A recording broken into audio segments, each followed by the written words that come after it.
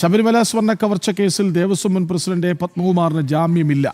ദ്വാരപാലക ശില്പക്കേസിൽ പത്മകുമാർ സമർപ്പിച്ച ജാമ്യാപേക്ഷയാണ് കൊല്ലം വിജിലൻസ് കോടതി തള്ളിയത്. മുഖ്യപ്രതികളായ ഉണ്ണികൃഷ്ണൻ പോറ്റിയെയും മുരാരി ബാബുവിനെയും വീണ്ടും 14 ദിവസത്തേക്ക് റിമാൻഡ് ചെയ്തു. ഉണ്ണികൃഷ്ണൻ പോറ്റി വീണ്ടും ജാമ്യാപേക്ഷ നൽകി. 2 കേസുകളിലും നൽകിയ ജാമ്യാപേക്ഷ 14-ാം തീയതി വിജിലൻസ് കോടതി വീണ്ടും പരിഗണിക്കും. ദേവസ്വം മുൻ പ്രസിഡന്റ് പത്മകുമാറിന് ജാമ്യമില്ല എന്നതാണ് ഏറ്റവും പ്രധാനപ്പെട്ട വാർത്ത. ദ്വാരപാലക ശില്പക്കേസിൽ പത്മകുമാർ സമർപ്പിച്ച ജാമ്യാപേക്ഷയാണ് കൊല്ലം വിജിലൻസ് കോടതി തള്ളിയത്. അല്ലെങ്കിൽ തന്നെ പത്മകുമാറിൻ്റെ ക്രമക്കേടുകളുടെ കൂടുതൽ തെളിവുകൾ ഓരോ ദിവസവും പുറത്തു വരുന്നുണ്ട്. സ്വർണ്ണക്കവർച്ചയിൽ ഏറ്റവും പ്രധാനപ്പെട്ട കണ്ണിയായി ഉണ്ണികൃഷ്ണൻ പോറ്റിക്കൊപ്പം നിലകൊണ്ടത് പത്മകുമാറാണെന്ന് എല്ലാ തെളിവുകളും വ്യക്തമാക്കുന്നുണ്ട്. അതുകൊണ്ട് തന്നെ ഒരുപക്ഷെ എല്ലാവരും പ്രതീക്ഷിച്ചതുമാണ് ജാമ്യാപേക്ഷ തള്ളും എന്നത്.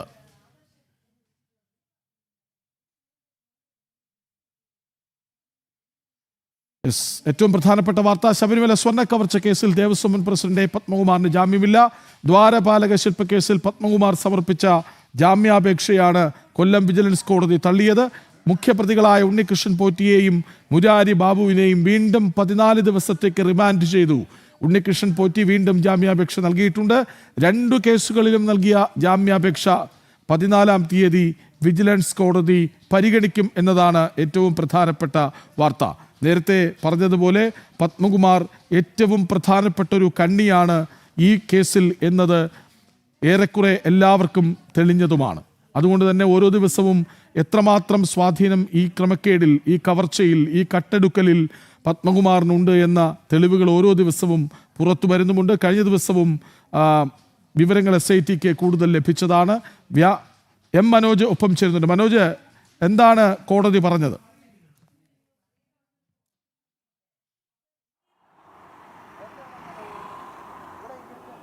കൃഷ്ണരാജ്, ഇപ്പോൾ അതായത് വിജിലൻസ് കോടതിയാണ് ഈ ജാമ്യാപേക്ഷ തള്ളിയിരിക്കുന്നത്. ദ്വാരപാലക ശില്പ കേസിലാണ് പത്മകുമാർ എന്ന വിജിലൻസ് കോടതിയിൽ ഈ ജാമ്യാപേക്ഷ സമർപ്പിച്ചിട്ടുണ്ടായിരുന്നത്. ഇതിൻ്റെ വിധിയായിരുന്നു ഇന്ന്.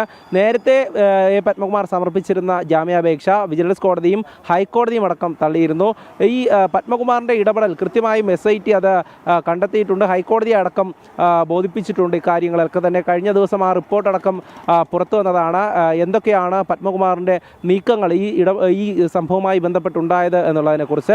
അതിൽ കൃത്യമായും കട്ടിളപ്പാളി കേസ് പരിശോധിക്കുകയാണെങ്കിൽ അത് ഈ മിനിറ്റ്സിൽ രേഖപ്പെടുത്തിയതടക്കം പത്മകുമാറാണ് എന്നുള്ളത് SIT വീണ്ടും അത് കോടതിയെ ബോധിപ്പിച്ചിരുന്നു. എന്തായാലും ഈ ഒരു സാഹചര്യത്തിൽ പത്മകുമാറിൻ്റെ ജാമ്യാപേക്ഷ വീണ്ടും കോടതി തള്ളുകയാണ്. ഒരു പ്രതികൾക്കും ഇതുവരെയും വിജിലൻസ് കോടതി ജാമ്യം അനുവദിച്ച് നൽകിയിട്ടില്ല. അതോടൊപ്പം തന്നെ ഉണ്ണികൃഷ്ണൻ പോറ്റിയെയും മുരാരി ബാബുവിനെയും വീണ്ടും 14 ദിവസത്തേക്ക് കൂടെ കോടതി റിമാൻഡ് ചെയ്തിട്ടുണ്ട്. ഉണ്ണികൃഷ്ണൻ പോറ്റി 2 കേസുകളിലും ഇന്ന് വിജിലൻസ് കോടതിയിൽ ജാമ്യാപേക്ഷയും സമർപ്പിച്ചു. വരുന്ന 14-ാം തീയതിയാണ് ഈ ജാമ്യാപേക്ഷകൾ കോടതി പരിഗണിക്കുക. എന്തായാലും നിലവിലെ സാഹചര്യത്തിൽ വിജിലൻസ് കോടതി നടപടി തുടരുകയാണ്. കോടതിയിൽ നിന്നും ഈ ശബരിമല സ്വർണ്ണക്കവർച്ച കേസുമായി ബന്ധപ്പെട്ട് അറസ്റ്റിലായിട്ടുള്ള ഒരു പ്രതികൾക്കും ജാമ്യം അനുവദിച്ചിട്ടില്ല എന്നുള്ളതാണ് പ്രധാനപ്പെട്ട കാര്യം. എന്തായാലും പത്മകുമാറിനെ സംബന്ധിച്ചിടത്തോളം ഈ കേസിൽ തനിക്ക് മാത്രമല്ല കൂട്ടുത്തരവാദിത്തമുണ്ട് എന്നുള്ള വാദം അത് വീണ്ടും തുടർന്നുകൊണ്ടിരുന്നു. അതോടൊപ്പം തന്നെ ദ്വാരപാലക ശില്പങ്ങളുടെ കേസിൽ അറസ്റ്റ് രേഖപ്പെടുത്തിയത് യാതൊരു പ്രൊസീജിയേഴ്സും കൂടാതെ, അല്ലെങ്കിൽ മറ്റ് അറിയിപ്പുകളോ അല്ലെങ്കിൽ നടപടികളോ ഒന്നും പാലിക്കാതെയാണ് തന്നെ അറസ്റ്റ് രേഖപ്പെടുത്തിയതെന്നൊക്കെയാണ് ഈ പത്മകുമാറിൻ്റെ വാദം. എന്തായാലും കട്ടിളപ്പാളി കേസിൽ അറസ്റ്റിലായി റിമാൻഡിൽ കഴിഞ്ഞു വരവെയാണ് SIT സംഘം ദ്വാരപാലക ശില്പങ്ങളുടെ കേസിൽ കൂടെ പത്മകുമാറിനെ അറസ്റ്റ് ചെയ്യുന്നത്. ഇതോടെ തന്നെ 2 കേസുകളിലും പ്രതിയാണ് ദേവസ്വം ബോർഡ് മുൻ പ്രസിഡന്റ് കൂടിയായിട്ടുള്ള പത്മകുമാർ. അതോടൊപ്പം തന്നെ എടുത്തു പറയേണ്ടത് പത്തനംതിട്ടയിലെ CPM ജില്ലാ കമ്മിറ്റി അംഗം കൂടെയാണ് പത്മകുമാർ. അത്തരത്തിൽ CPMൻ്റെ സമുന്നതനായിട്ടുള്ള ഒരു നേതാവാണ് ഇന്ന് ശബരിമല സ്വർണ്ണക്കവർച്ച കേസിൽ 2 കേസുകളിലും ഈ അറസ്റ്റ് വരിച്ച് ഇപ്പോൾ റിമാൻഡിൽ കഴിയുന്നത്. എന്തായാലും നിലവിലെ സാഹചര്യത്തിൽ CPMനെ സംബന്ധിച്ചിടത്തോളം പത്മകുമാറിന് ജാമ്യം ലഭിക്കാത്തത് കൂടുതൽ പ്രതിരോധത്തിലാക്കുന്നുണ്ട്. കാരണം N വാസു, അതോടൊപ്പം തന്നെ പത്മകുമാർ തുടങ്ങിയ അതായത് പാർട്ടിക്ക് പ്രിയപ്പെട്ടവർ വീണ്ടും ജയിലിലേക്ക് തന്നെയാണ്. ഈ ഒരു സാഹചര്യത്തിൽ ശബരിമല സ്വർണ്ണക്കൊള്ളയിൽ കൂടുതൽ അറസ്റ്റുകൾ ഉണ്ടാകുമെന്നുള്ളതാണ് SIT അടക്കം വ്യക്തമാക്കുന്നത്. വരും ദിവസങ്ങളിൽ കൂടുതൽ അറസ്റ്റുകളിലേക്ക് കടക്കും. അതോടൊപ്പം തന്നെ ഹൈക്കോടതിയുടെ വിമർശനം ഇടയ്ക്ക് SITക്ക് നേരിടേണ്ടി വന്നു. കാരണം ഈ ദേവസ്വം ബോർഡ് അംഗങ്ങളെ അടക്കം എന്തുകൊണ്ട് എന്തുകൊണ്ട് അറസ്റ്റ് ചെയ്യുന്നില്ല എന്നുള്ളതൊക്കെ ചോദ്യമായി ഉയർന്നിരുന്നു. അതിനു പിന്നാലെയാണ് പങ്കജ് ഭണ്ഡാരി, ഗോവർദ്ധൻ പോലുള്ളവരെയൊക്കെ SIT കസ്റ്റഡിയിലെടുത്ത് അറസ്റ്റ് രേഖപ്പെടുത്തുന്നത്. എന്തായാലും കേസിൽ ആദ്യഘട്ടത്തിൽ അറസ്റ്റിലായിട്ടുള്ള N വാസു, അതോടൊപ്പം തന്നെ A പത്മകുമാർ അടക്കം ഇപ്പോൾ കോടതി നടപടികൾ കഴിഞ്ഞു വരികയാണ്. അതായത് ഈ ജാമ്യാപേക്ഷകൾ സമർപ്പിക്കുന്നുണ്ടെങ്കിലും അതൊന്നും തന്നെ കോടതി മുഖവിലേക്ക് എടുക്കുന്നില്ല എന്നുള്ളതാണ്. എത്രയൊക്കെ തന്നെ താൻ ചെയ്തിട്ടില്ല, അല്ലെങ്കിൽ തനിക്ക് മാത്രമല്ല ഉത്തരവാദിത്വമെന്ന് കോടതിയെ ബോധിപ്പിക്കുവാൻ ശ്രമിച്ചു കഴിഞ്ഞാലും അത് കോടതി കൃത്യമായും SITയുടെ അല്ലെങ്കിൽ അന്വേഷണ സംഘത്തിൻ്റെ കൃത്യമായിട്ടുള്ള വിലയിരുത്തലുകൾ അതെല്ലാം തന്നെ കോടതി പരിശോധിക്കുന്നുണ്ട്. ആ നിരീക്ഷണത്തിൽ തന്നെയാണ് ഇതുവരെയും പ്രതികൾക്ക് ജാമ്യം അനുവദിക്കാത്തത്. ശരി മനോജ്, ഒരു കാര്യം കൂടി, അതായത് ഇപ്പോൾ ജാമ്യാപേക്ഷ കൊടുക്കുന്നു, അത് തള്ളുന്നു, അതിങ്ങനെ ഇടയ്ക്കിടെ നമ്മൾ കേൾക്കുന്നുണ്ട്. അതിനർത്ഥം ഇവർ ചെയ്ത തെറ്റിൻ്റെ തെളിവുകൾ കോടതിക്ക് ബോധ്യപ്പെട്ടു എന്നതുകൂടിയല്ലേ? അത് എത്രമാത്രം ഗൗരവമേറിയതാണെന്ന് മനസ്സിലാകുന്നത് കൊണ്ടല്ലേ?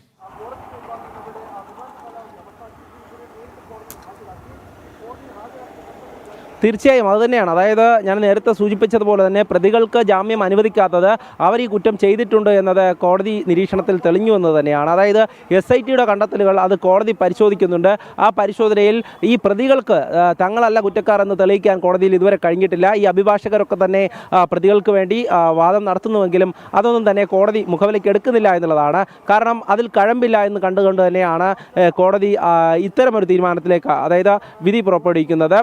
ജാമ്യമില്ല എന്നുള്ള കാര്യം എന്തായാലും ഇനി അങ്ങോട്ട് മുന്നോട്ട് പോകുമ്പോഴും ഇത് തന്നെയായിരിക്കും. അതായത് വീണ്ടും ജാമ്യാപേക്ഷ സമർപ്പിക്കുമ്പോഴും അത് വിജിലൻസ് കോടതി തള്ളുന്നു. പിന്നാലെയാണ് മേൽക്കോടതി ഹൈക്കോടതിയെ സമീപിക്കുന്നത്. ഹൈക്കോടതിയിൽ സമർപ്പിക്കുന്ന ജാമ്യാപേക്ഷകളും തള്ളിപ്പോകുന്നു. ഇങ്ങനെയൊരു സാഹചര്യത്തിൽ കൂടുതൽ അറസ്റ്റുകൾ കൂടെ ഉണ്ടാകാം. ഇപ്പോൾ തന്നെ അവസാനമായും അറസ്റ്റ് ചെയ്ത പ്രതികളെ ഉൾപ്പെടെ SIT ചോദ്യം ചെയ്ത് വരികയാണ്. വീണ്ടും ഇനി കസ്റ്റഡിയിൽ വാങ്ങി ആവശ്യമെങ്കിൽ SIT ചോദ്യം ചെയ്യും. കാരണം കഴിഞ്ഞ ദിവസമൊക്കെ തന്നെ ഈ പങ്കജ് ഭണ്ഡാരിയെയും ഗോവർദ്ധനെയും ഉണ്ണികൃഷ്ണൻ പോറ്റിയും അടക്കം ഒന്നിച്ചിരുത്തി ചോദ്യം ചെയ്തിരുന്നു. അത്തരത്തിൽ ഈ സ്വർണം എങ്ങോട്ടൊക്കെയാണ് കൊണ്ടുപോയത്, എവിടെയൊക്കെയാണ് ഇനി സ്വർണം ഉള്ളത്, എന്തൊക്കെയാണ് ഇനിയും കണ്ടെത്താനുള്ളത് എന്നതിനെക്കുറിച്ച് SIT അന്വേഷിച്ച് വരികയാണ്. ഈ ഒരു സാഹചര്യത്തിൽ EDയുടെ അന്വേഷണം കൂടെ ഒരു ഭാഗത്ത് നടക്കുന്നുണ്ട്. ഏതായാലും SIT അന്വേഷണത്തിൽ തൃപ്തരല്ലാത്ത ഒരു വിഭാഗം, അതായത് പുറത്തു നിന്നും വലിയ ആക്ഷേപങ്ങൾ SITക്കെതിരെ ഉയരുന്നുണ്ട്. ഈ ഒരു സാഹചര്യത്തിലാണ് EDയുടെ അന്വേഷണം കൂടെ നടക്കുന്നത്. എന്തായാലും വരും ദിവസങ്ങളിൽ മന്ത്രിമാരിലേക്ക് അടക്കം ഈ അന്വേഷണം എത്തണമെന്നുള്ളത് തന്നെയാണ് ഉയരുന്ന ആവശ്യം. കാരണം കുറ്റം ചെയ്ത ഭൂരിഭാഗം പേരും, അതായത് ഈ ഉന്നതരായിട്ടുള്ള ആളുകളൊക്കെ ഇപ്പോൾ പുറത്ത് നടക്കുകയാണ്. അവരെ ചോദ്യം ചെയ്തുവെങ്കിലും മറ്റ് നടപടികളിലേക്കൊന്നും SIT കടന്നിട്ടില്ല എന്നുള്ള ഒരു ആക്ഷേപമാണ് ഉയരുന്നത്. അത്തരത്തിൽ ഈ അറസ്റ്റിലായവരുടെ മൊഴി കൃത്യമായി രേഖപ്പെടുത്തി അതിൻ്റെ അടിസ്ഥാനത്തിൽ അന്വേഷണം നടത്തുകയാണെങ്കിൽ മന്ത്രിമാരടക്കം കുടുങ്ങുമെന്നുള്ളത് തന്നെയാണ്. എന്തായാലും ഇനി വരുന്ന ദിവസമെങ്കിലും അത് അത്തരത്തിലൊരു നടപടിയിലേക്ക് SIT നീങ്ങുമോ എന്നുള്ളത് നോക്കി കാണേണ്ടതുണ്ട്. ശരി, ശബരിമല സ്വർണ്ണ കവർച്ച കേസിൽ ദേവസ്വം മുൻ പ്രസിഡന്റ് A പത്മകുമാറിന് ജാമ്യമില്ല. ദ്വാരപാലക ശില്പക്കേസിൽ പത്മകുമാർ സമർപ്പിച്ച ജാമ്യാപേക്ഷ കൊല്ലം വിജിലൻസ് കോടതി തള്ളി. വിവരങ്ങൾ നൽകുകയായിരുന്നു M മനോജ്.